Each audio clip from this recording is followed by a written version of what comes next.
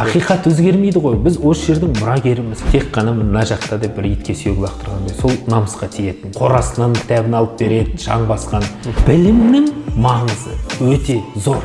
Жалпы енді білім деп жатырмыз ғой. Қазіргі қазақ жастарының біліміне көңіліңіз тола ма? Қазақ тілі мамандарының деңгейі әлдеқайда төмен. Ол кездің Америкасы алтын орда болды ғой. Қазір олай жинап отырған қай мемлекет? Америка ғой. Енді ол кезде бізге жиналған, осы жерге келген бәрі. Өлді деуге бола ма, ойлаңдаршы, өлмей тұғын артында із қалдырған деген сол. Қытайдың саны ешқашан аз болмаған. Қанша шалқып мықты болып тұрсаң да, мына өмір үшін сен бір кірпішсің дейді.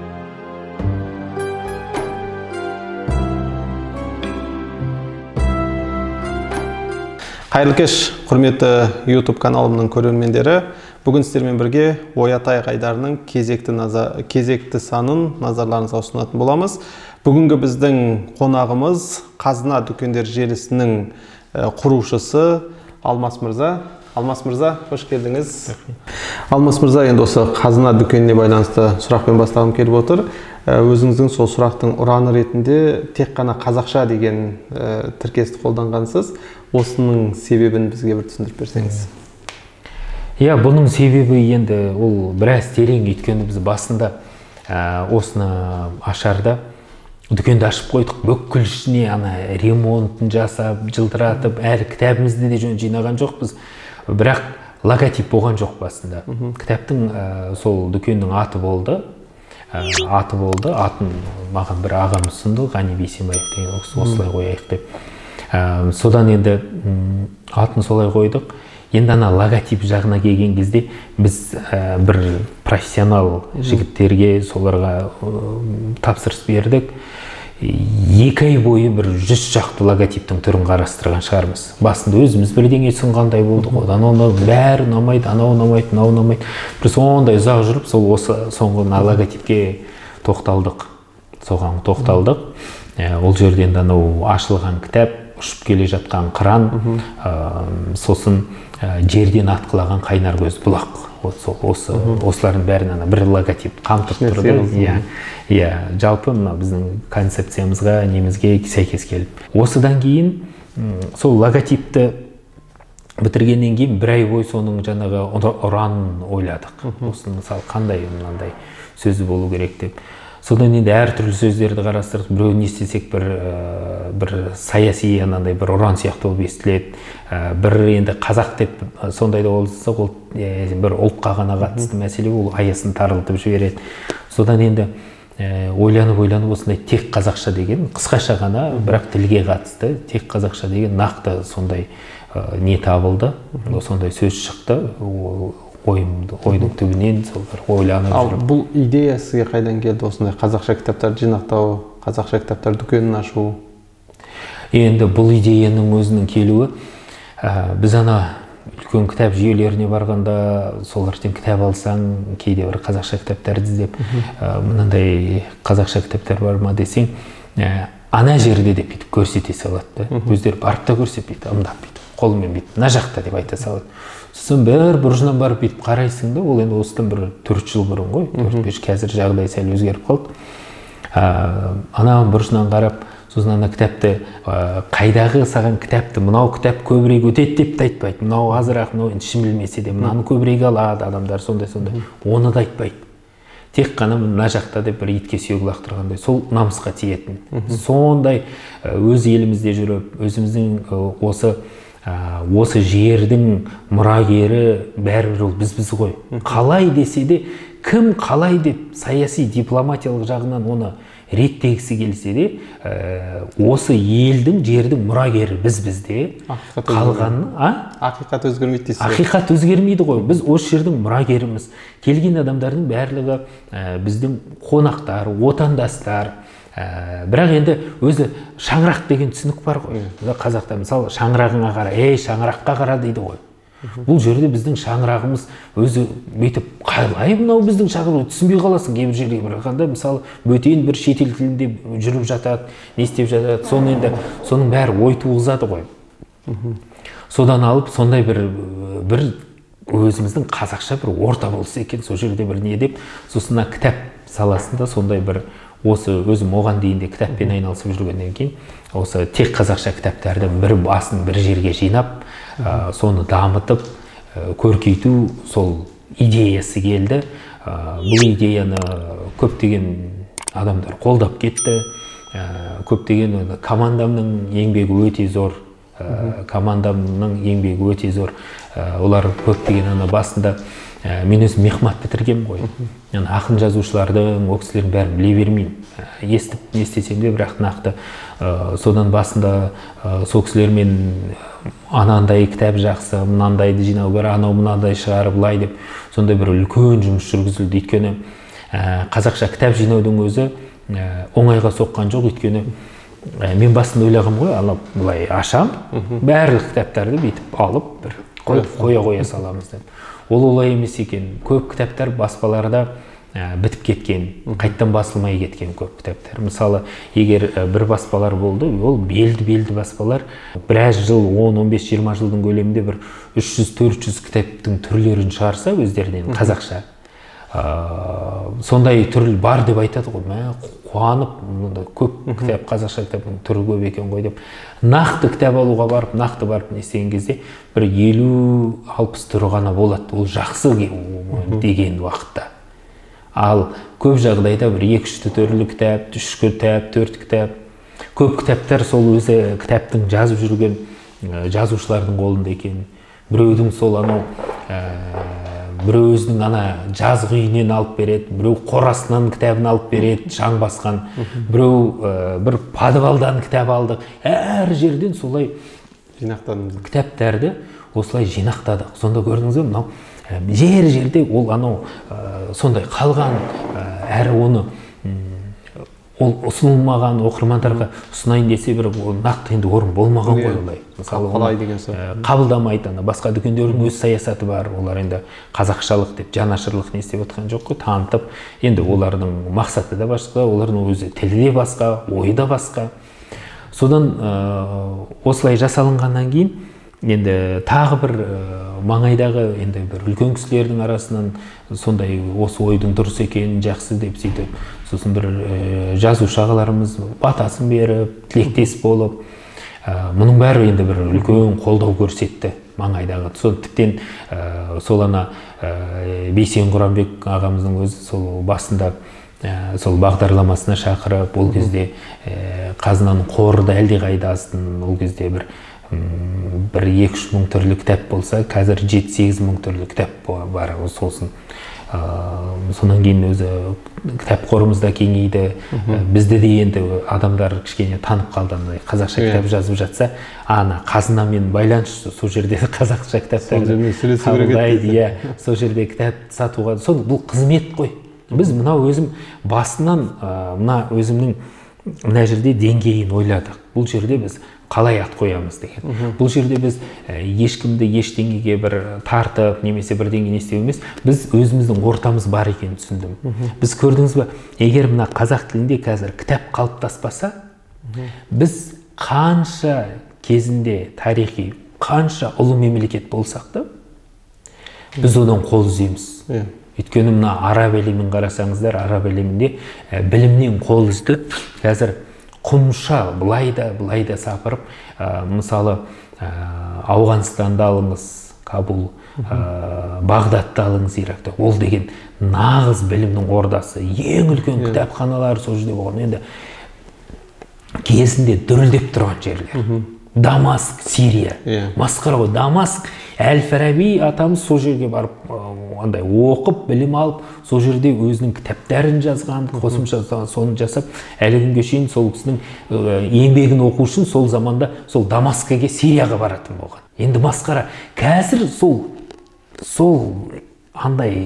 заманның асыл ұлы мұра, білімнің көзі, сол жауһары болған жерлердің барлығы сондай қырқын, сондай не?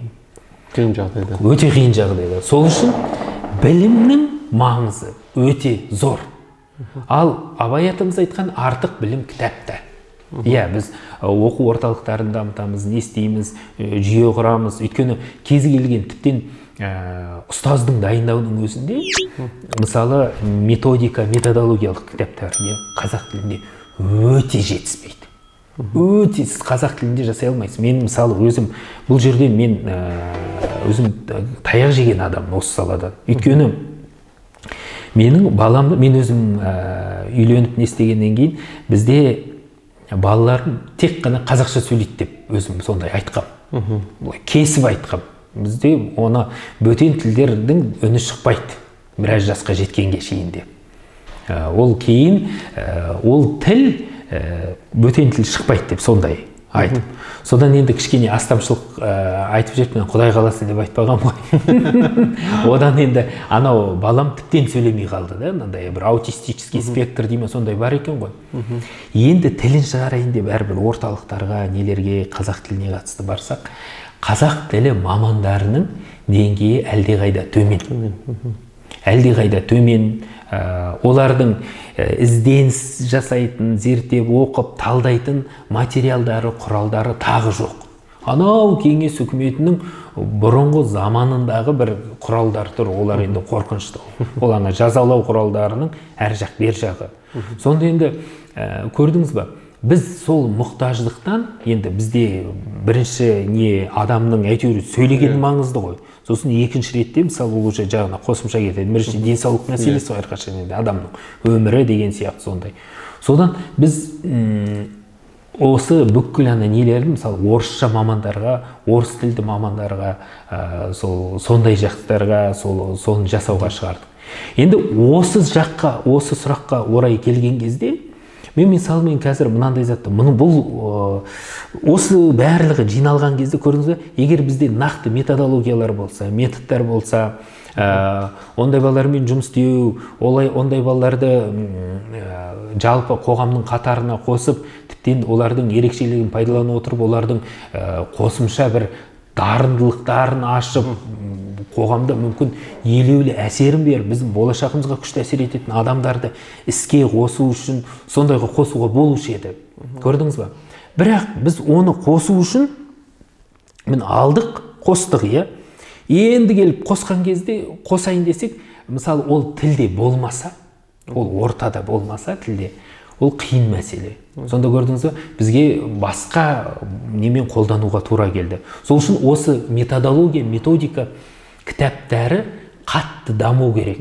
Жетіспейді. Жетіспейді. Бұған енді бұл салада қазір үлкен еңбек жасап жатқан, мен ол ұлттық аударма бюросын айта аламын. Бәрібір қаншама шетел кітаптарын, олардың өздері де мысалы проблемасымен бөліскенде, ананы аударатын мамандардың өзі қашады екен. Көп екінің бірі ала бермейді. Оған тек жанашырлықпен келген адам. Өйткені мына осы заманға шейін қазақша аударылған заттың, бұны енді қараңыздар, иә, осылай. Осының біз нәрін, осының түбін түсінуіміз керекпіз. Көп адамдар осы қазақ нарығына кіреді, өзі қазақ тілді. Сосын өздері осы ортада жүріп, өздеріне жау болады, тіліне жау болады. Қалай? Бірдеңеге барады, қазақша дамытуға барады, анаған барады, түгі жоқ қой. Біз әбден жалқауып дамымай қалғанбыз, бітпей қалғанбыз. Ешкім кітап жазбайды, ештеңені естемейді. Әрине, оданша мен дамып кеткен басқа тілдерді пайдаланайын, оданша мен ағылшыншаға көшейін, орысшаға көшейін деп, сондай ой түзейді. Қазақ тілді адамның өзі. Бұл негізі үлкен қателік. Өзі көп заттың негізгі, бұның не, бұл күнге қалай келдік деген сұраққа бірінші жауап беруіміз керекпіз. Оған нақты жауап беру керек. Ол жерде енді былай ойлап қарасаңыз, біз міне осы заманға дейін, тәуелсіздік алғанға дейін, біз Ресейдің отары болдық. Кеңес үкіметі деп аталды, соның алдында тағы басқа, біз солай болды. Осылай болды ма? Болды. Енді мысалы, бұл жерде екінші нақты дәлел қалада оқыған балаларға қазақ тілінде қанша балаңның оқығанын қалайсыз? Мысалы, көбінесе жазушыларды да кінәлайды қалада жүрген. Мынау өзі қазақшаны жазып, міне біздегі әңгімелерді айтайын, шаблонный міне жүр. Просто оның несін түсіну керекті, біздің басымыздың біріге алмай жүргенінде сол. Өйткені бізде жанашырлық емес, мысалы Абай атамыз айтты ғой, біріңді қазақ, бірің дос, көрмесең істің бәрі бос деді.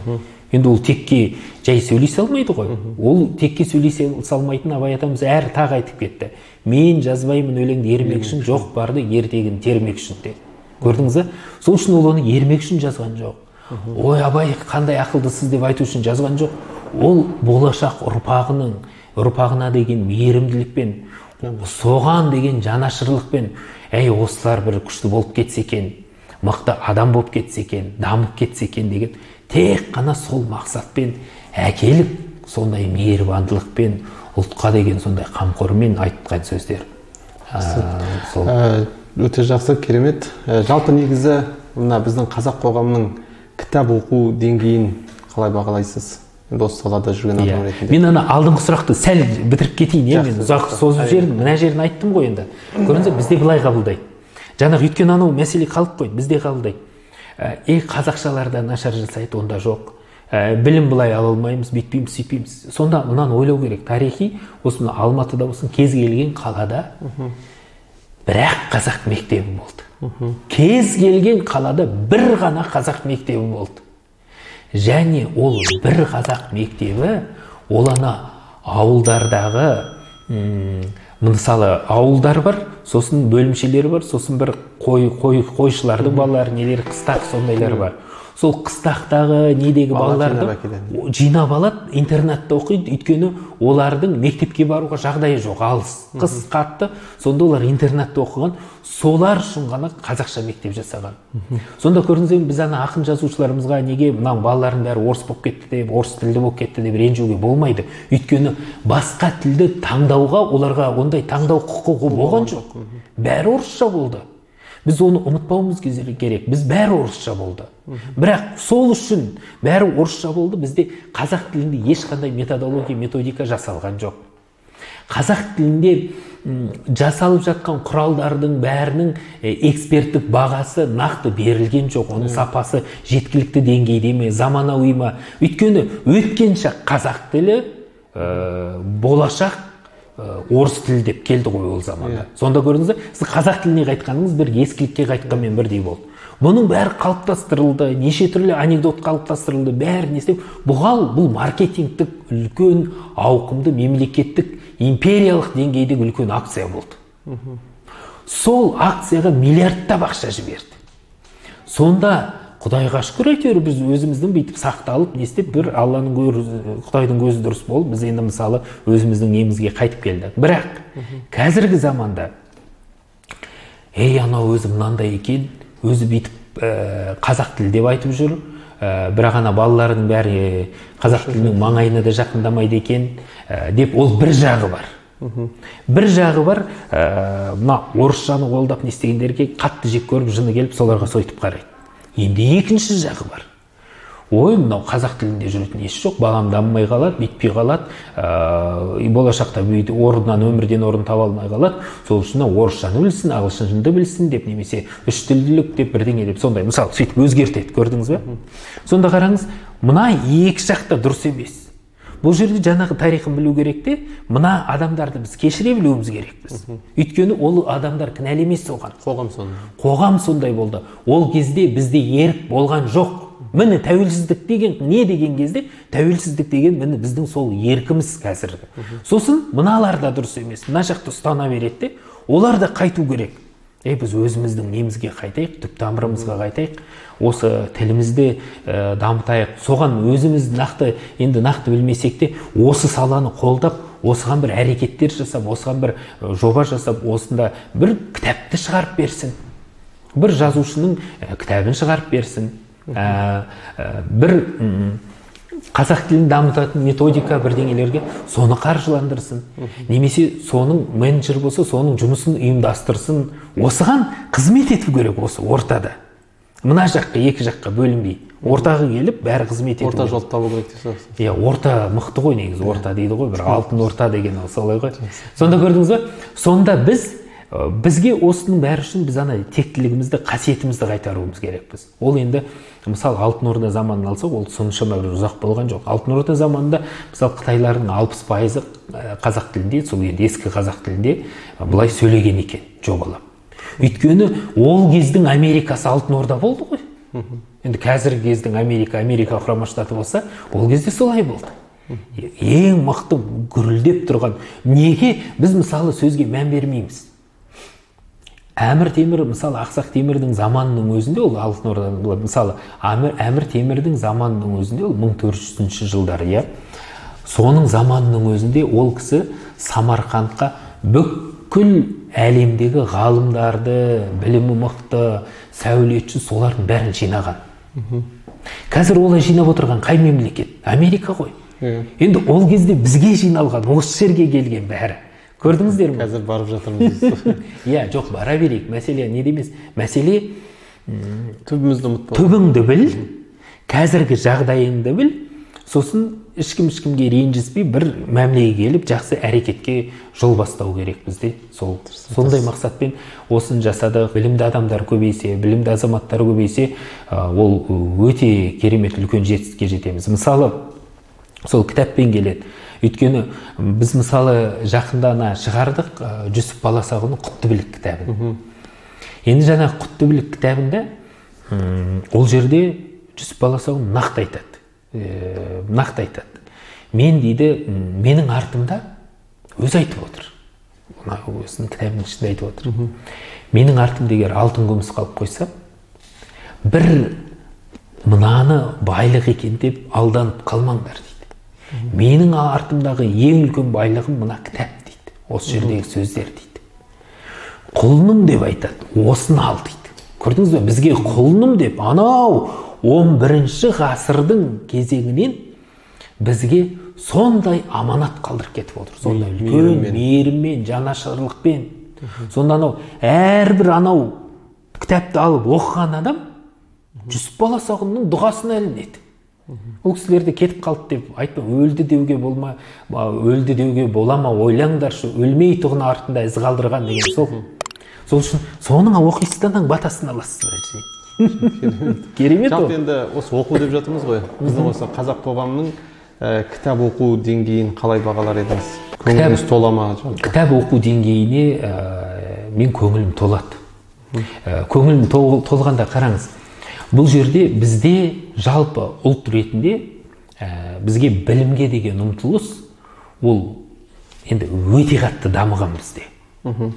Ол енді ол ғасырлар бойы білімге ұмтылып, білім сол анау өте қатты дамығаннан кейін оны мен білгенім осыдан 2 жыл бұрын мен бір Сингапурға Тони Роббинс деген сол кісінің семинарына қатыстым. 12.000 адам жиналды әлем бойынша. Сингапурда болды.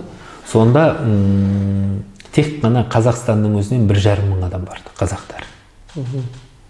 Енді қараңыз, әлем бойынша жиналады, барған қытайлардың саны одан аз болды. Көбісі әртүрлі әлемнің ұлттарынан жиналды. Енді Қытай деген Сингапурдың дәл қасында тұр ғой, Малайзия тиіп тұр. Сан бойынша да. Ал енді қараңыз, иә, біз егер әлемнің сол 12.000 адамның 1,5 мыңы қазақтар болса, ол 1,5 мың дегеніңіз 12.000-ның ол жобамен бір 6,5% екен. 6,5-7%. Көрдіңіз ба? Ал енді қараңыз, 7%. Біздің қазақтың 15-17 миллион қазақ бар деп санайық бүкіл әлемде. 17 миллион қазақтың енді 6 миллиардқа бөлсеңіз, біз 1%-дің бір бөлігінде құрамаймыз. Бірақ білімге құштарлық жағынан соны іздеп барып тұрғанына ол айырмашылығы жоқ. Сапалы білім, сапасыз мәселе ол екінші мәселе. Ізденіс бар. Ізденіс, білімге деген құштарлық өте тереңде, өте бір үлкен сондай соған ізденіс бар. Бұл деген сонда біз әлемдік деңгейде 6%-ды көрсетіп тұрмыз деген сөз. Ол үлкен көрсеткіш. Сол үшін мен ойлаймын, бізде құштарлық бар, соған деген ұмтылыс бар.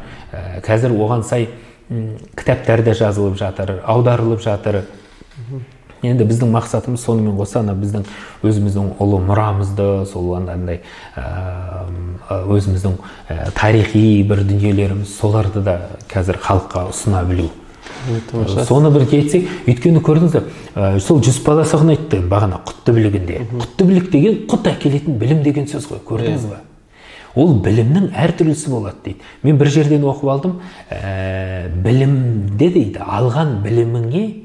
алған біліміңе толық бойы ұсынбай, ол білімнің білімді сен алмайсың дейді. Берекесін көрмейсің. Оның пайдасын көрмейсің дейді. Оқыдың, алдың, білдің, қойдың.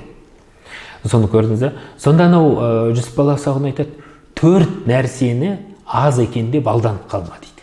Жау, өрт, дерт, білім. Көрдіңіз бе? Білім. Мынау зат аз болса тез дамиды, тез тарайды деген сөз ғой. Сонда өрт тез тарайды, жауды аз деп алданбау керек. Тура сол Баласағұн сол несінде айтады, ағаш қылышпен саған қарай ағаш қылышпен жүгірсе, темір қалқан тос дейді. Көрдіңіз бе? Сақтыққа көп көңіл бөледі. Сол үшін біз сол өзіміздің мұрамызды, сол бабалардан қалған сол асылдарымызды қазір ол біздің дүрілдеп тұрған кездегі жазылған еңбектер. Соны біз қайттан сіңіріп, қазір ғалымдарымыз өте үлкен еңбектер жасап жатыр осы салада. Әртүрлі ағаларымыз жанашырлық танытып, мысалы Зәріпбай Оразбайұлы деген ағамыз бар, анау Рашидидиннің 5 томдық Жамиғат Тауарихты мысалы қазақ тіліне сол парсы тілінен таза аударып, не істеп, сосын тағы да басқа кітаптарды аударып жатыр. Сол біздің тарихымыздың несіне бір үлкен сәуле шашып, біздің кім екенімізді тануға үлкен мүмкіндік беретін. Содан кейін тағы да қаншама мысалы бағана айтып кеттім, ұлттық аударма бюросында сол Рауан Кенжеханұлы бастаған жігіттер ұйымдастырып, жақсы істерді ұйымдастырып жасап жатыр. Қаншама жанашыр ағаларымыз оларға да көмектесіп, еңбектерін аударып, бейімдеп, соның бәрін жасап жатыр. Мұның барлығы бізге керек. Енді осыны біз қазір алып келсек, сонда көрдіңіз бе? 4 зат деп тұр ғой, 3-і теріс зат. Өртте, жауда, дертте. Көрдіңіз бе? Білім дамымаған. Ол кісі нені айтқысы келіп тұр? Білім тарап, білім дамымаған жерде жаңағы 3-і көбейеді деп тұр. Оны біз араб әлемінен нақты көріп тұрмыз. Қалаларын өрт шалып жатыр, дерт шалып жатыр, жау қаптап жатыр. Жалпы жау қаптап жатыр, жауға жем болып жатыр. Көрдіңіз бе? Сол үшін сосын сол Жүсіп Баласағұн айтады, мысалы біз Қытайдың саны көп бірдеңе деп айтады. Қытайдың саны ешқашан аз болмаған. Мысалы тарихи алған кезде. Бірақ оны біз қауіптене бермеуіміз керекпіз де бірі. Бірақ оны қауіптенгеннен не пайда? Не қарсы болады? Білім. Егер біз білімді болсақ, онда бүйтіп айтады. Сол Жүсіп Баласағұн айтады, айырмашылығы жоқ сенің әскеріңнің саны қанша екенін. Жауға қарсы шаба бер дейді. Қайдан біледі олар сенде қанша әскермен қарсы шауып атқаныңды дейді. Енді бұл рух қой, бұл білім. Ол білім беріп тұр. Енді Әмір Темір мысалы бір рет Қоршауда қалған кезінде сыртынан 10.000 адам әскер қоршап алады. Ол өзінің 240 адаммен кірген екен бір қалаға. Қоршап алып, Әмір Темір өліп жоймақ болған ғой, білген. Сөйтіп қоршап алады қаланы. Әмір Темірге айтады, мына қала қоршалыпты екен, осындай деп. Оған 240 адаммен Әмір Темір шығады да, бірінші қоршауды бұзады. Екінші барлығын қырат соғысып. Онымен қоймай, артынан қуып жүріп, қуып тығады. 10.000 адамды 240 адам.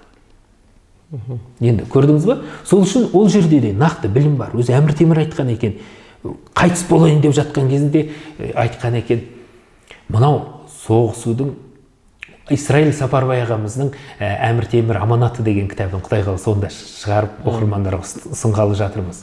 Сонда айтады екен, Әмір Темір айтады екен, соғысудың бір 24 түрлі тәсілін ойлап едім, соны бір разработка жасап шығарып едім дейді. Көрдіңіз бе?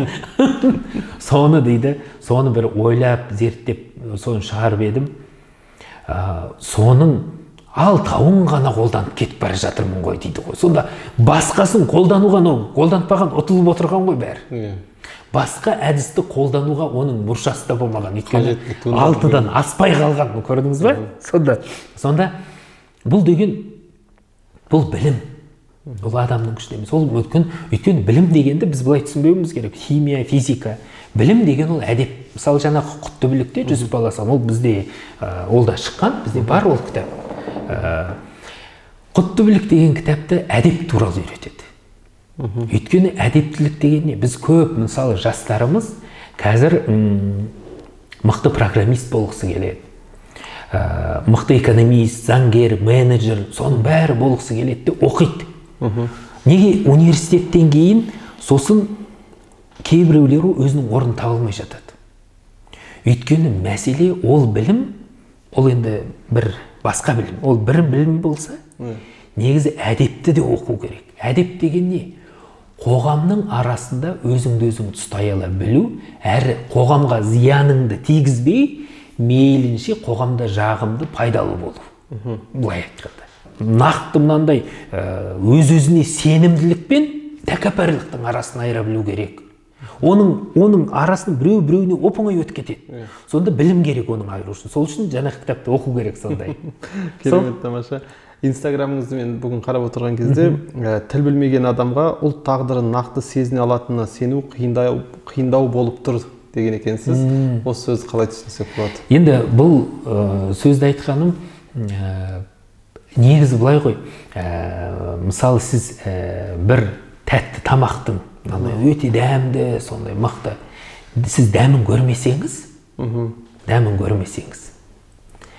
сіз оның дәмін көрмесеңіз, сіз оны қастерлеп сыйлай алмайсыз. Сосын айтады, мынандай сөз бар, адам жақсы көрген адамын сыйлайды, жақсы көрген адамын құрметтейді, сол адамды енді соны қастерлейді, жақсы көргенін қастерлейді.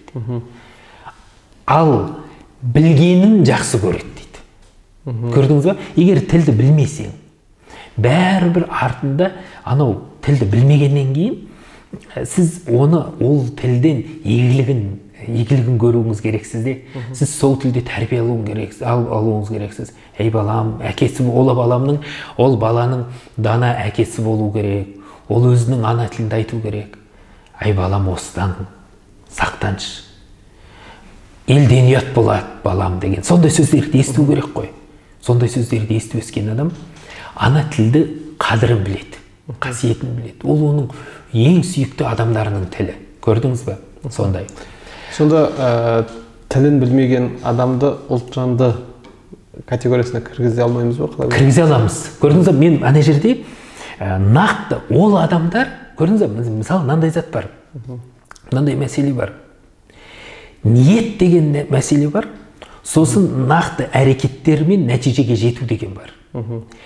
Ниеті дұрыс, мен қаншама бір жігіттерді білем, қазақша мүлдем білмейді. Бірақ олар өте сондай ұлтжанды, осы тілді жақсы көреді, осы дамыс екен дейді, сөйтсе солай деп санайды, бірақ өздері нақты сөйлеу білмейді. Өйткені нақты бүкіл білімін сол басқа тілдерді алған, сол бөтен тілдерді алып, соған әбден үйреніп, ана өз тілін білмейді. Бірақ қайтып соған бір қамқор жасағысы келеді, бірақ олар қалай қамқор жасау керек екенін нақты білмейді. Көрдіңіз ба? Оны білу үшін тіптен тым құрымаса мен мұны біздің президентіміз неге түскенде сол кезде айтқам осы сөзді. Нақты. О кісі сөйлеп жатқанда енді о кісі қазақша бір өте бүйтіп былай ежелеп сөйтіп айтты да. Соған бүйтіп қиналып өзім кішкене соны жазғам Инстаграмға. Соны жазып едім енді. Соны мен бірақ қазіргі өзімнің көрген құбылысым. О кісі қазақша өте, мысалы, маған ол жағынан қатты ұнап жатыр. Көрдіңіз, бұл күмән, мұндай зат жазылып тұру керек. Бұл деген, көрдіңіз, біз деген бір затқа қарсы шығып кеттік деген сөз емес. Біздің менің інілік бір күйзелісімді мен білдіруім керекпін ғой, ағама егер түк айтпаса. Егер ағасы інісіне, ей, айналайын, тоқта деп айта алмаса, мынауың кішкене дұрыс болмай жатыр деп. Егер інісі ағасына, ей, мына жерде сен неге бүйтіп қойдың, дұрыс емес қой деп түсінбедім деп жатса, олай айта алмаса, онда біріңді қазақ, біріңді өз көрмесеңіздің бәрін бостың формуласына кірмейді. Ол біз бәріміз бір-біріміздің тек қана басымызды сипап жүрсек, онда біз өзгермейміз, бәріміз күшті екенбіз екен. Я, онда біреуге жем боламыз. Мына жағдайда мен мысалы, бірақ ол кісінің одан кейінгі әрекеттері тілге қатысты. Енді басқа.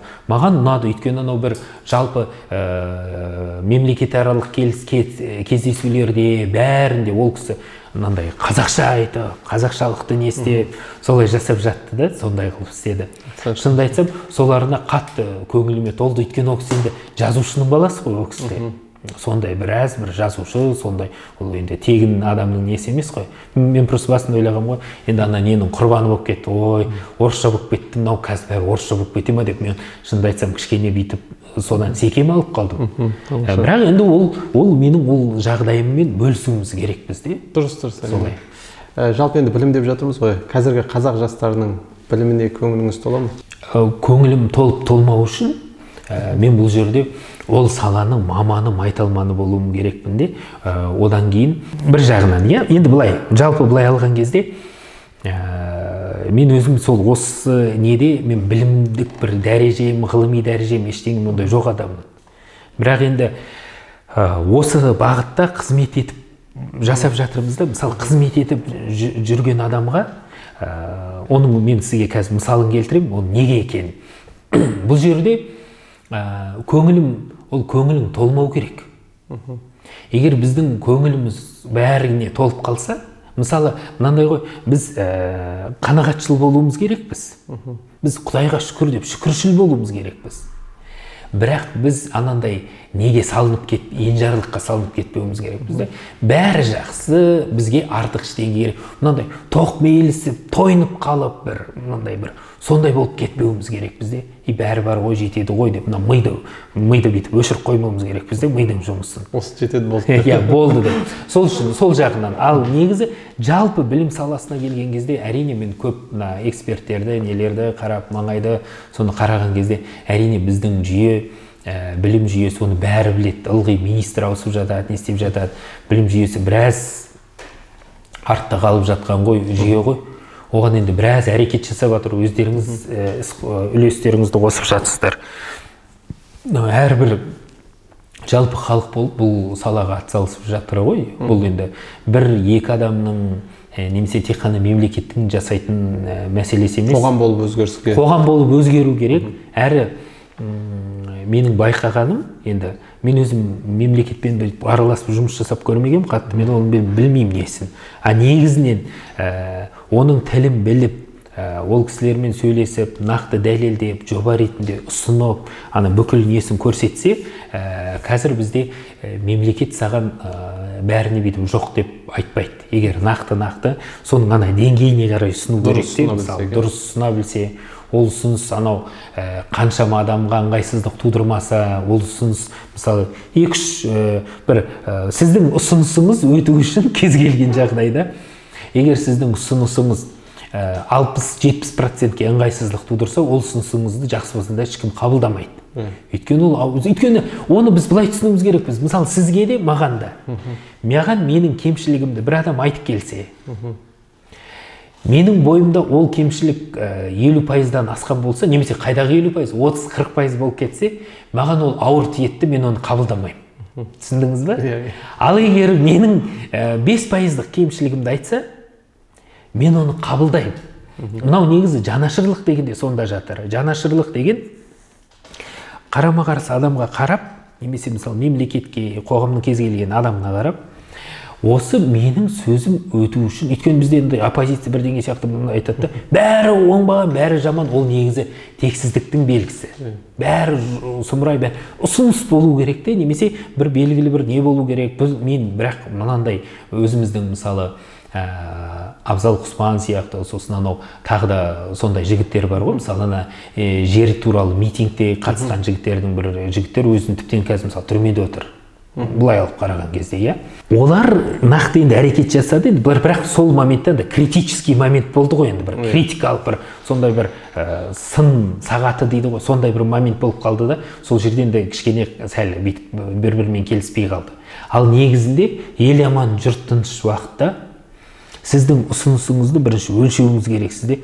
Егер ол адамға бір 5% немесе мемлекеттің жағында сол істі шешіп отыратын, оның барлығын бір президент шешпейді ғой. Министрлік бар, әкімшілік бар, оған қалса районный акимат бар, тағы бір бөлімнің бастығы бар, бәрі бар. Біз көбінесе ойлаймыз, анау жоғарыдан ұстап, көбінесе жоғарыдан да төменден де болады. Енді түсінікті жоғарыда жүйе болмағаннан кейін төменнің жұмысын мүмкін бақылай алмайтын шығар кейбір жағдайларда, сондай бірдеңе. Бірақ нақты ұсыныстар болса, бір осындай анандай іске асатын пайдалы сөйтіп, меніңше қазір қабылдайды. Қазір мемлекет өзі біраз негізі ашық қоғамға біраз ашылды. Сосын ойларыңызды бәрін қабылдайды, қолдау көрсетеді. Тіптен мысалы бөгет жасап бірдеңелерін не істемейді. Енді жанашырлықпен қарайды. Мен шынымды айтсам, қаншама сол ағаларымыз бар, неміз бар. Әрине барлығы бірдей емес. Ол жерде де қара халық қой, әртүрлі адамдар отырады. Бірақ көп бөлігі қазақшылық мәселесіне, сосын мынау өзіміздің дамуымыз, болашақ мәселесін, ол кісілердің барлығын әлбетте ойландырады. Алмас мырза, жалпы өзіңіздің кітап жазу деген ойыңыз бар ма? Негізі маған айтты осыны, қаншама адамдар былай айтып жүреді, өзің кітап жазбайсың ба, өзің не істеп, сөйтіп. Енді бұл жерде мен мысалы айтсам, мен әлі оған піспеппін, не істемедім десем, ол да енді бір жағынан өтірік болып кетеді. Өйткені пісу деген бұл белгіні мен анық алдым. Өйткені бағана айтып кеттім ғой, Жүсіп Баласағұнның білімді аз деп, о немқұрайлы қарама деп отыр ғой. Бұл жерде мен айтпаймын, аз ғой, мысалы ондай жазатындай. Бірақ енді бір өзімнің бір көрген, маңайымдағы білген заттармен бөлісуге болады. Ол ойымда бар. Енді оған өзімнің енді қайратымды, енді өзімнің былай күш-жігерімді жинақталып оны жаза алсам, негізі ол ниетім бар. Оны ойлап жүрмін, кейбір ойларды жазам, онда оған жазғанға дейін бір не істеу керек екен, ана айтады, бір әлеуметтік желіде активный болу керек. Мен шынымды айтсам, енді ол жерде ондай активный емеспін. Инстаграмда көп ақпарат таба алмаймын. Мен баяғы заманда бір соңғы рет бір айтпен құттықтадым да, сонымен тоқтап қалғам ол жерде. Негізі ылғи күнде ойлар болып жатады, әртүрлі жағдайлар болады, әртүрлі адамдармен кездесеміз. Соны енді мендегі бір маркетолог маман мықты жігіттердің біреулері айтады, сол кездескеніңнің бәрін жоқ деп санады деген. Инстаграмға бәріне дұрыстап жазып көрсетіп сөйтіп. Енді менде бір ондай не жоқты білмеймін, ананы нақты былай ондай дағдыланбағанмын. Мен оны жаман, жақсы емес, ол дағдылану керек. Ол деген жұмыс жеке. Ол деген еңбек. Ана Инстаграм жүргізіп, бәрін дамытып жүргендер, бәрі ол үлкен еңбек қой. Оған енді бір жағынан оған уақытты бөлсең, бір басқа бір қазір нақты жасап жатқан бір істеріңді, ойларыңды, бір мәселелерді шешіп, содан уақыт алу керек болады. Негізі үлгерем деген адам бәріне үлгереді. Уақытта негізі шектеу жоқ. Сол үшін болашақта ойым бар. Егер құпия болмаса, қай бағытта болады, қандай тақырыпта болады? Оның тақырыбы негізі білімнің маңыздылығы, біздің мынау мысалы тақырыптар әртүрлі болады. Ол жерде мысалы сол мүмкін кітап оқу жағына қарай болатын шығар. Өйткені мысалы көп адамдар айтады, тарихты біліңдер, тарихты оқу керек. Біз өткенімізді білмесек, болашақты танымайсың, түп тамырыңды білмесең, ондай үзіліп қаласың, бүйтесің, сөйтесің деп айтады, иә. Негізінен де мен мына жерде осы мәселеде мен мына затты түсіндім. Мысалы тарихыңды білсең, оны бір мақтан тұтатын сияқты қылып сондай. Ол олай емес екен, ол нақты олай емес. Көрінсе сол үшін адамдар білгісі келмейді оны. Қош еріктім бар, мен соны кейін біліп алам дейді. Қатты жедел қылып көрмейді. Негізі ол қазір көмегі болады сізге. Өйткені неге? Егер сіз тарихты жақсы білсеңіз, өзіңіздің ата-бабаларыңыз кім болғанын білсеңіз, ол деген қалай? Тарих деген қалай? Оны былай қарау керек. Қандай қиыншылықтар басынан өтті. Содан кейін қандай жағдайларда олар қалай шешім қабылдады? Сосын қандай жағдайларда олар ашуланды, қандай жағдайларда қуанды. Содан кейін мысалы жалпы қандай құндылыққа мынау адам, мынандай адам болды, тарихи тұлға. Осындай адам болды. Ол басында мынандай қасиеттерді таңдады, нашар қасиеттерді осындай. Тағы бір адам болды, мына қасиеттерді таңдады. Бірақ мынау тез көтерілді. Жаман қасиеттерді таңдаса да тез көтерілді. бірақ айналып келіп бір жерде ол өте қатты төмен құлады. Мына адам жайлап жүріп жақсы дамыды. Көрдіңіз бе, тарих деген осындай. Сонда сіз ана тарихты оқыған кезде сіз жүйелі қателіктерден қашасыз, өзіңізді танисыз, өз-өзіңізді сыйлау білесіз. Тарихтан сабақ алу ғой сіздің айтқаныңыз. Тарихтан сабақ алу міндетті түрде керек. Тарихтан сабақ алудың не екені ол осында жатыр. Сонда көрдіңіз бе, сіз тарихты түсінген кезде, сізде бір мәселе пайда болған кезде, егер жаңағы тарихи оқиға немесе сол мәселе есіңізге түссе, сіз ойлайсыз, анау бабам мына мәселені шыбын құрлы көрмеді ғой. Мен неге сонша қиналуым керек? Жарайды, мынау қатты қиналып кеттім, қиналсам да оны ешкімге көрсетпеуге тырысайыншы деп. Осы мәселе үшін, мысалы бірде жұмыстан бір адамдар бірдеңе жерде бір болмашы затқа ашуланып, осы бірдеңе бір болмашы бір затта проблема болады да, одан келіп оны тасып үйіне алып келеді, үйіне келіп бір кішкене ұнамаған затпен мысалы өзінің семьясында ұрыс жанжал шығарып жатады. Ол деген, көрдіңіз ба, сіз тектіліктің не екенін білген кезде, мысалы ол тарихи тұлғалар қалай қалыптасқан, қалай бір мәселені екінші жерге тасып алып бармаған, не істемеген, сонсыз нақты білген кезде, сіз өзіңізге үйге Шыңғыс хан сезініп кірсеңіз, немесе Тәуке хан, немесе Абылай хан сияқты сондай тұлға ретінде, сондай бір рухпен кірсеңіз, сондай рухпен іске кіріссеңіз. Керемет. Өйткені анау кім айтады ғой, Мағжан Жұмабаев айтқан ғой. Шыңғыстай, Мағжан Жұмабаев, ол кісі айтады. Шыңғыстай асыл ердің құр аты да дейді. Адамның тұла бойына жігер берген дейді, көрдіңіз ба? Құр атының өзі. Ол сіздің құр атыңыз емес, ол сіздің атаңыз болса ше. Ол біз мысалы ата бабаң сондай болса. Тектілік деген негізі сол ғой. Көрдіңіз ба? Сол үшін біз тарихты білуіміз керек. Мен де кітабымда мен ойлап отырмын да, осындай бір жаңа заттарды, өйткені қазіргі жерде көбінесе біз батысқа еліктейміз. Батыстың мәселелерін жазамыз. Енді батысқа бәрі еліктеп жазып жатқан жоқ. Зейнеба Ахметова апамыздың, ол кісінің мысалы Шуақты күндер, бабалар аманаты деген Күре тамыр, осы кітаптар мысалы шығып жатыр. Ол жерде нақты анау болмайды деген заттардың барлығын, ол тек қана сөз емес екенін, оның бәрінің терең мәні мағынасы бар екенін, тәрбиенің қандай мағынасы бар, әр жағдайда әркім өзін қалай істеу керек, соны біраз ашып ол кісілер жазды. Сол үшін бұл бағытта еңбектер бар. Мен енді ондай бір серьезный еңбек емес, ондай қылдырмаймын, әдейі ондай ол кісілер мықты жазып не істеді. Бірақ енді көрдіңіз бе, ана жазғаннан кейін бір жаңалықпен, немен бір жаңашылдықпен жазылу керек те, ол кітап жазу. Ерекшелену керек. Ол ерекшелену керек. Ол мысалы біз анау Брайан Трейси, Тони Робинс, Джон Кэх, Луиза Хей дейді, ол кісілердің бәрін оқыдық. Бүкіл кітаптарын енді оқыдық, білдік. Біз егер ол батысты бәрі оқып жатыр, ол аудармалар күйінде болу керек. Оны оқыдық, енді мынау бізде оның бәрі бар деп санауға болады. Сосын оны өзінің өміріне бейімдеп, өз өмірінен көрініс тауып жазып жатқан адамдар, мысалы Кәмшат Бекжігіт қызының анау ойыңды өзгерт, өміріңді өзгерт дегенде, ол да сол оқыды, бірақ өзінің практикалық анау әсер еткен, сол нақты нәтиже алған мәселелерін, тәжірибелерін нақтылап, дәлелдеп, сөйтіп жазып, мейірімділікпен оны халыққа ұсынды, халық қабылдады. Көрдіңіз бе? Ол мысалы сондай талдады. Бұл жерде көріңіз, мынандай, анау кезде бір шетін естіп қалдым. Бейбіт Сарыбай интервью берген ғой енді, мысалы.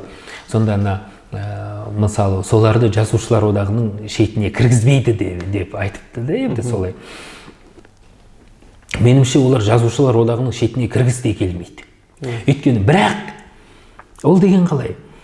Біз оларды ішкі мынаның жақсылығы, мысалы, мынандай бірдеңе болу үшін сен жазушылар одағына кіріп, олардың мақұлдауын алып, содан кейін кітап жазу керек десе, онда біз өте артта қалар едік. Кітап саласы ешқалай дамымаушы еді. Өйткені осы уақытқа шейін кітап саласы дамитын болса, жазушылар одағы баяғы заманнан жұмыс істеп келе жатыр. Ал бірақ енді мыналар кітап жазып жатыр, осындай болып жатыр екен деп, жазушылар одағын жоққа шығаруға тағы болмайды. Өйткені мына жерде жазылып жатқан еңбектер, жасалып жатқан жұмыстар, бұлар біз бұл бір уақытша эффект. Анау ұрпақтан ұрпаққа қалатын мұра. Ол өйткені ол анау профессионал, жазушылықпен айналысқан, соның ыстығына күйіп, суығына тоңып, әбден соны түсініп, өткізіп, сол жерде өздеріне бір орта қалыптастырып, ол кісілердің еңбегі де ұшан теңіз. Олар бірақ көрдіңіз бе, мысалы мынауған қарсы шықпау керек те, Кәмшаттың шыққанына, Құралайдың шыққанына, Айнұр ханның солай шыққанына, олардың кітаптарының шыққанына жазушылар одағы қуану керек. Өйткені адамдар ана кітапты оқығаннан кейін басқа кітап оқығысы келеді. Әдебиетке алғашқы қадам болады ол. Алғашқы қадамды мына кісілер бастап береді. Сондай бірін-бір бұл толықтырады. Бір-бірінсіз ол өмір сүрмейді. Өзі мынау негізі былай ғой. Біз кеңес дәуірінен үйреніп қалғанбыз, жоғары жақтан шешім қабылдап, мынау дұрыс, мынау қате деген сияқты. Негізінде олай емес. Бізде былай ғой. Мен қазір мына жерден ақшамды табам, табысым табам, жетістікке жетем де, сосын барып мынадан халыққа бүйтіп бөліп берем, халық қайыршы. Көрдіңіз бе? Сондай бар. Ол өте дұрыс емес. Халық деген ол мұхит, халық деген ол өте қадірлі. Енді Алланың бір атының өзі халық деп аталады ғой, сонда. Көрдіңіз бе? Қазақтар халық деп атады оны. Енді қараңыз, біз әрқайсымыз кішіпейілдікпен басымызды иіп, нақты халыққа әдемі қызмет көрсете алсақ, халықтың адамы бола алсақ, халыққа керек затты ұсына алсақ, халық бізге бүкіл кітабымызды де сатып алады, дәрежемізді де көтереді, төбесіне де көтереді. Сен оны алуға әлі, сен оны алатындай сенің деңгейің жоқ, бірақ сен андай незаслуживающий деген көрінді, масқара ғой андай. Сен оны ондай деңгейді алуға, сен әлі ондай деңгейге жеткен жоқсың, бірақ соны саған халық алдын ала беріп қояды. Соны сен көтері алып, халықтың алдында одан әрі басыңды ие білуің керексің де сонда. Қызмет ет. Сол кезде одан сайын бүкіл әлемнің мықты байлары қызмет ету арқылы, сондай бір мұқтаждықты ашып, сол арқылы дамыған ғой. Жалпағанда алу емес, беруді басты назарда ұстау керек қой. Дұрыс бере білу. Өйткені көрдіңіз бе, беру деген қалай? Мысалы, мен алып, мені алдымда қазір не істеп, қазір енді бізге келеді. Мына кісілер айтады, менде кітабымды мынаны шығарып берсеңіз, мынаны жасап берсеңіз, мынаны істеп, барлығын жасағың келеді, білесіз бе? Бірақ өзі өмірдің өз шектеулері бар. Сол үшін Абай атамыз айтпақшы, ақырын жүріп анықпас, еңбегің кетпес далаға дейді ғой. Бұл жерде нақты қадамдармен сөйтіп өзіңді егер анау елеуріп, менменсіп құтырып кетсең, мысалы сен осындайсың дегенде, мен осындаймын деп кетсең, онда текке шашылып таяқ жеп қаласың. Ал егер халықтың айтқанына, мен мынаның маңайына да жетпеймін, бірақ мынаны осыны беріп отыр деп сөйтіп, сондай бір жауапкершілікпен ананың бәрінен қашып сөйтіп, егер әрекет етсең, онда сен ұта бересің. Бұл жерде де сол орта жол табу керек қой дейміз. Бұл жерде де орта жол табу керек. Немене қабылдамай қоймауға да болмайды. Өйткені беріп тұр. Ол да әдепсіздік. Қабылдауың керексің, рахметіңді айтуың керексің, бірақ ананы ойламауың керексің де, мен болмасам деген. Өйткені саған ештеңе тіреліп тұрған жоқ. Абай атамыз айтты ғой енді, әсемпаз болма, өнерпаз болсаң арқалан, сен де бір кірпіш дүниеге кетігін таптап арқалан дейді. Қанша жерден өнерпаз болып тұрып, мықты болып, енді қанша шалқып мықты болып тұрсаң да, мына өмір үшін сен бір кірпішсің дейді. Өз орныңды табуды біл дейді. Сол үшін көрдіңіз бе, біздің әрқайсымыздың міндетіміз қандай жетістікке жетіп, қандай не болса да, бірдеңе істерді жасап жатсақ та, біз олай не істемей, өз орнымызға тұра білуіміз керек бізде. Немесе қиналып бара жатсақ, тағы да анандай, ой, осы қиналып кеттім ғой, не істеп, өйтіп те қарамауымыз керек біз. Ол жерде де. Енді сұхбаттың соңына қарай жақындан кездесің, отбасыңыз жайында да бір-екі ауыз сұрақ сұрасам, Алмас мырза үйде қандай әке, қандай жар? Енді мен негізі мынандайды өзімнің принципім, мен бәрін шешем, мен шешім қабылдаймын дегеннен мен аулақпын. Компанияда да, үйде де. Неге мен одан аулақпын? Өйткені олай ойласаң, бәр жұмысты сен істеуің керексің. Бүкіл жауапкершілікті алып алсаң, ол жындының ісі ғой, бәрін жауапкершілікті алып алғаннан кейін сенің өміріңнен өмір қалмай қалады.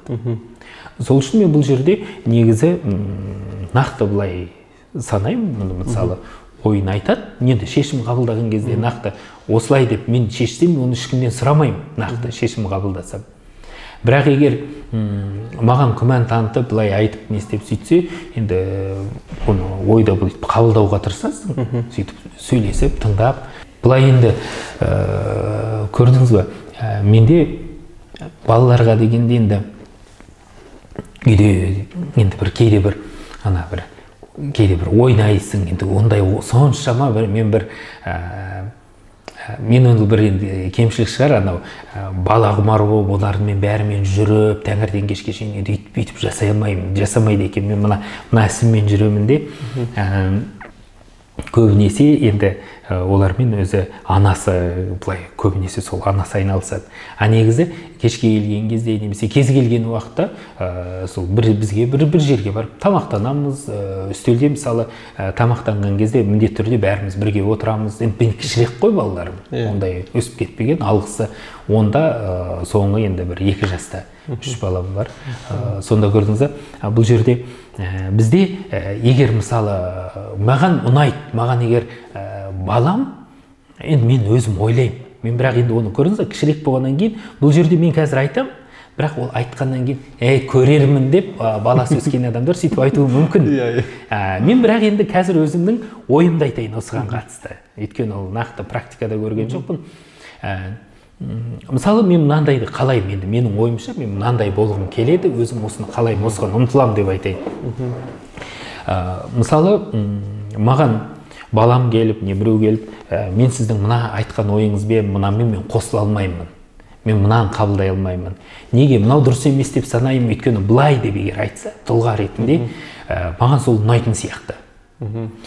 Оны мен үндемей бәрібір тыңдай беру деген ол дұрыс емес.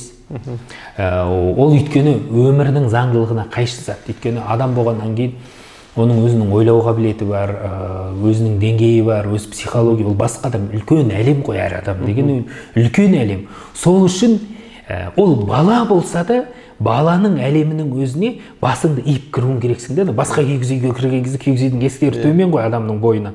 Сонда басыңды иіп кіресің ғой, кез келген үйге. Бұл да тура сол сияқты әркімнің әлеміне басыңды иіп кіруің керексің. Сосын андай манипуляция сондайлардан бірдеңе олардың андай кемшіліктерін пайдаланып, оларды өздерін бір кінәмшіл сезіндіріп, бірдеңелерді жасатқызып алудан, анадан басқару, бағындыру, андай көзсіз бағынудан сақтандыру керек те. Өйткені, мысалы қазір кейбірде бір фанаттық неге кетіп қалатындар бар, сондай бар. Өйткені бұл жерлерде көбінесе андай нақты шешім. Сосын сіз шатыссаңыз, шатысқаныңызды айтуыңыз керексіз де. Мен өйткені ол ылғи былай идеальный бола алмайсың, ондай жоқ қой. Бірдеңеде шаршап тұрасың, бірдеңеде бір мәселелер сізді мазалап тұрады, қатты ойлап тұрады. Мына жерде балаңыз келіп бірдеңе не істесе, кішкене қатаңдық танытуыңыз мүмкін, сондай не істеп. Сосын бірақ кешірім сұрауыңыз керек, мен дұрыс жасамай қойыппын, кешірерсің, бағана анау дұрыс болмапты деген. Ол түсіну керек те, дауыс көтергеннің дұрыс емес екенін түсіну керек. Бірақ дауыс көтеру керек емес деген сөз емес ол. Дауыс көтеру керек, бірақ дауыс көтерудің өзі шарасыздықтан болғанын түсіну керек. Ол деген бір күштің мықтылықтан мен осылай шештім, болды сен енді үндемей өз орнында отыр емес, бұл шарасыздықтан болды, мен көмектесейін деп. Бір-біріне жанашырлық болу керек қой. Осы командада да бәр жерде солай болу керек.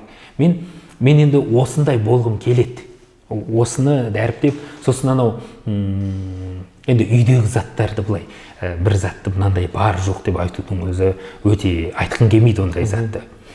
Негізі үйде мынандай зона болу керек те, бір дауыс көтерілмейтін қатты. Бақырып жыласы сол балаларың жылау керек те. Ол есті үлкендер қоса айғайлап ұрсып жатып бірдеңе анандай сондай жағдай болса, онда береке болмайды да, мынау у-шу сондайда береке болмайды. Сол үшін ана жерде сенің жігіттігің көбінесе бұрын басында ойлайсың ғой, жігіттігің уақытында айтып, уақытында жеңген деген. Істету уақытында істету, уақытында айтып қалу, уақытында біреуді бүйтіп орнына қойып жіберу деп сөйтіп басында ойлайсың. Ол бір жастықтың несі. Негізінен алғанда нағыз ерлік деген анаған бәріне күшің жете тұра, уақытында ананың соңында не болатынын бәрін біле тұра, уақытында үндемей қалу, көрмей қалу, кішкене уақытында өзіңді өзің тоқтата білу. Тоқтай білу деген шаба білуден тоқтай білу қиын. Тамаша, керемет. Енді соңғы бір біздің Айдардың өзінің бір қағидасы бойынша соңында біз бір сәлем жолдатамыз. Сізге де сол жастарға, жас буынға сәлем ретінде бір өлең оқып беруіңізді өтінсек. Өзіңізге ұнайтын бір өлеңіңіз. Жастарға арнап. Мен сол анау Абай атамыздың сол өлеңін айтып төрт жолдан айтамын да, соның расшифровкасын жастарға айтып беремін несін. Негізі ол өте мықты мотиватор болған ғой, мощный, мықты ғой несі. Әсемпаз болма әрнеге, өнерпаз болсаң арқалан, сен де бір кірпіш дүниеге кетігін тапта бар қалан. Қайратпен ақыл жол табар, қашқанға да қуғанға, әділет шапқат кімде бар, сол жарасар туғанға. Бастапқы екеуі соңғысыз біте қалса қазаққа, алдың жалын артың мұз, барар едің қай жаққа. Бұл жерде айтып тұрған енді құрметті осы көрермендері, сіздің каналдың жастар, бұл жерде енді Абай атамыздың айтқаны қанша жерден көрінген затқа, бұл қазіргі заманға, өзі қазіргі заманға арнап айтқандай. Қандай қызық болса да, өмірде қызық көп, өмірде мүмкіндіктер көп. Әр мүмкіндіктің біреуін қуып, әр затқа әсемпаз болып қызығып, жан-жаққа күш жігеріңді сала берме деп айтар солай. Өнерпаз болсаң арқалан, өзіңнің сол өнеріңе, өнерпаздығыңа, мастерство дейді ғой, сондай профессионалдығыңа, соны арқалан, соны арқа тұт, соған өзіңнің сол арқа сүйе деп тұр. Өзің бір затты үйрен, кәсібің болсын, соны мықты біл де, соған арқаланып, соны арқа тұт дейді. Сосын қанша жерден сен мықты болғанмен, сен де бір кірпіш дүниеге кетігін, мына дүниеде сен бір ғана кірпішсің. Сол өз орныңды тапта, сол орынға тұр деп тұр. Мақтанбай, өркөкіректенбей, құтырмай. Сосын айтып тұр, қайрат пен ақыл өте мықты қасиеттер деп тұр. Қайрат та, ақыл да. Қашсаң, қашып құтыласың, қусаң, қуып жетесің дейді. Қайрат пен. Бірақ жақын, туысқан адамдарға әділет шапқат деген әділеттілік пен мейірбандылық жарасады дейді. Сосын әр қарат айтып келіп тұр, бастапқы екеуі соңғысыз деп қайрат пен ақыл туралы айтып отыр ғой. Біте қалса қазаққа, алдың жалын артымыз барар едің қай жаққа дейді. Сонда көрдіңіз ба, бұл жерде уже нүктесін ғой, бұл өмірдің формуласын беріп тұр бұл жерде Абай атамыз. Қанша жерден қайратты болсаң да, қанша жерден ақылды болсаң да, бір сенің тығырыққа тіреліп қиналар заманың болады дейді. Сенің ол тұрақсыз. Алдың жалын артың мұз деп тұр ғой. Сондай уақытта, соны сені алып шығатын сол әділеттілік пен сенің мейірбандылығың алып шығады дейді. Өйткені әділеттілік, мейірбандылық деген басқа адамдардың сен жөнінде ой қалыптастырып, анау қиналып жатыр екен, мен оған кеңес беріп жіберейін, көмектесіп жіберейін деп келеді де. Әйтпесе бір жанұялар, бір нелер бар. Анау бүйтіп жатыр ғой, не істеп жатыр? Айтпайсың ба ол не істеп жатқан, не бүйтіп жатыр? Ол өзі білет бәрін, құрсын айтып бәлеге қалған соны айтудың пайдасы жоқ деп өзінің туғандары айтып жатады солай. Көрдіңіз ба? Сонда анау қайраты мықты, ақылы мықты бірақ ана әділеттілік, немесе мейірбандылық, жұмсақтық сондай болмағаннан кейін сіз басқа адамдардың қолдауын таба алмайсыз. Ол жерде осы 4 қасиетті бөліп айтты. Міне осыны 4 қасиет әрқайсыларыңыздың бойын әділет, қайрат, ақыл, әділеттілік, мейірбандылық, жұмсақтық әрқайсыңыздың бойыңызда болуына тілектеспін. сол нәсіп етсін. Рахмет Алмас мырза, осы алтын уақытыңызды бөліп біздің осы көрермендерге осындай керемет сұхбат беріп біліммен сусындатқаныңыз үшін сізге бүкіл менің көрермендердің атынан сізге алғыс айтамын. Рахмет. Алдағы сіздің осы қаламыңыз ұшталып, өзіңіздің ойыңыздағы кітабыңыз бестселлер болып сатылады. Сіз енді мен кітап жазуды міндеттеп қойдыңыз енді. Ол ойда жүрген зат дұрыс енді, оны Құдай қаласа енді ойластырып сөйтіп жасаймыз ғой, Алла қаласа. Жақсы, рахмет. Рахмет сіздерге. Жақсы керек.